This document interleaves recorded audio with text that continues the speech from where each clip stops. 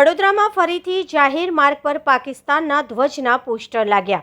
પહેલગામમાં તાજેતરમાં થયેલા આતંકી હુમલાના પગલે સુરક્ષા એજન્સી દેશમાં સજાગ બની છે. આ જ ક્રમમાં વડોદરા શહેરમાં પણ શંકાસ્પદ બાંગ્લાદેશી નાગરિકો વિરુદ્ધ તપાસ ચાલી રહી છે. આવા સંવેદનશીલ સમયગાળામાં શહેરમાં ફરી એકવાર લોકોના આકર્ષણના કેન્દ્ર બની રહેલા પાકિસ્તાનના ધ્વજના પોસ્ટર જાહેર માર્ગ પર લગાવતા ચકચાર મચી ગઈ છે.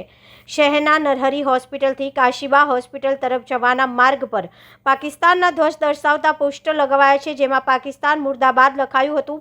વિશેષ વાત એ છે કે આ પહેલાં પણ કારેલીબાગ વિસ્તારમાં આવા જ ધ્વજના પોસ્ટર લાગ્યા હતા, જેના કારણે પોલીસ તંત્ર દોડતું થયું હતું અને તરત જ તેનું દુરસ્તીકરણ કરાયું હતું.